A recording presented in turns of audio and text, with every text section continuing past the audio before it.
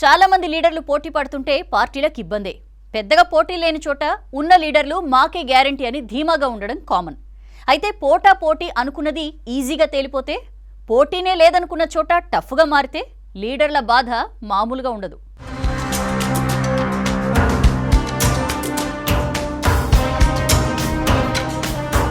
లోక్సభ అభ్యర్థుల ఎంపికలో బీజేపీ ఒక స్టేజ్లో ముందుంది. తెలంగాణ ఫస్ట్ లిస్ట్ లో 9 సీట్లు ప్రకటించింది. చిక్కుముడి అనుకున్న మల్కాజిగిరినే ఈజీగా క్లియర్ చేసింది హైకమాండ్. ఖాయం అనుకున్న మెదక్, మహబూబ్ నగర్ సీట్లు పెండింగ్ లో పెట్టడం ఆశ్చర్యంలో పడేసిందట. పాలమూరు నుంచి ఇద్దరు సీనియర్లు డీకే అరుణ, జితేందర్ రెడ్డి రేస్ లో ఉన్నారు. బీజేపీ జాతీయ ఉపాధ్యక్షురాలిగా ఉన్న డీకే పేరు ఫస్ట్ లిస్ట్ లోనే కన్ఫర్మ్ అనుకున్నారట పార్టీ లీడర్స్. ఆమె కూడా అదే ధీమాలో ఉన్నారట. లిస్టుకు ఒక్కరోజు ముందు జితేందర్ రెడ్డి చేసిన ట్వీట్ పై పార్టీలో పెద్ద చర్చ జరిగిందట. పోస్ట్ ని మోదీ, అమిత్ షాకు ట్యాగ్ చేయడంతో ఆలోచనలో పడ్డారట లీడర్స్. సరే కాస్త ఆలోచించి డిసైడ్ చేద్దామని పెండింగ్ లో పెట్టారట.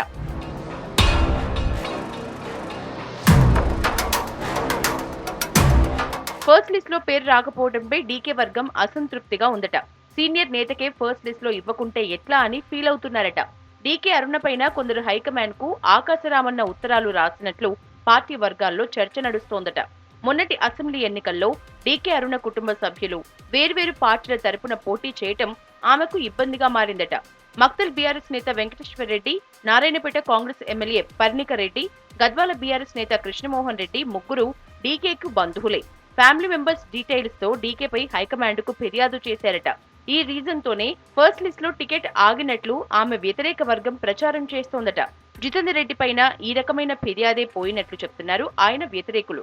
ఆయన కొడుక్కి బీజేపీ టికెట్ ఇచ్చినా గెలిపించుకోలేకపోయారని, మహబూబ్ నగర్ లో తన మిత్రుడు ఎన్ఎం శ్రీనివాస్ రెడ్డికే సపోర్ట్ చేశారని కొందరు ఆరోపణలు చేశారట.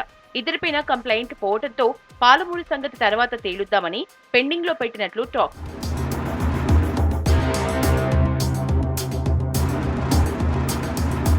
మెదక్ సీట్ టికెట్ విషయంలోనూ రఘునందన్ రావు పేరు గ్యారంటీ అని మొదట్లో ప్రచారం జరిగింది. ఈ సీట్లో గట్టిగా పోటీ పడుతున్న రెండో లీడర్ కూడా లేరు. అయినా ఫస్ట్ లిస్ట్ లో మెదక్ లేకపోవడంతో పార్టీ నేతలే కాదు బయటోళ్లు ఆశ్చర్యంలో పడిపోయారట. విచిత్రంగా ఫస్ట్ లిస్ట్ తర్వాత మెదక్ రేస్ లో అంతకు ముందు లేని పేర్లు కూడా ప్రచారంలోకి వచ్చాయి. మాజీ మంత్రి ఆలే నరేంద్ర కుమారుడు ఆలే భాస్కర్, గోదావరి అంజిరెడ్డి పోటీ పడుతున్నట్లు చెప్తున్నారు. మరోవైపు ఓ బీఆర్ఎస్ సీనియర్ ని బీజేపీకి తీసుకొచ్చి టికెట్ ఇచ్చే ప్లాన్ కూడా జరుగుతోందట. దీంతో ఆ సీటు సంగతి కూడా ఇప్పుడే తేలేది కాదని, సెకండ్ లిస్ట్ లో కూడా తేల్చలేకపోవచ్చని తెలుస్తోంది. లాస్ట్ మినిట్ లో నిర్ణయం తీసుకునే అవకాశం ఉన్నట్లు పార్టీ లీడర్లే గుసగుసలాడుతున్నారు.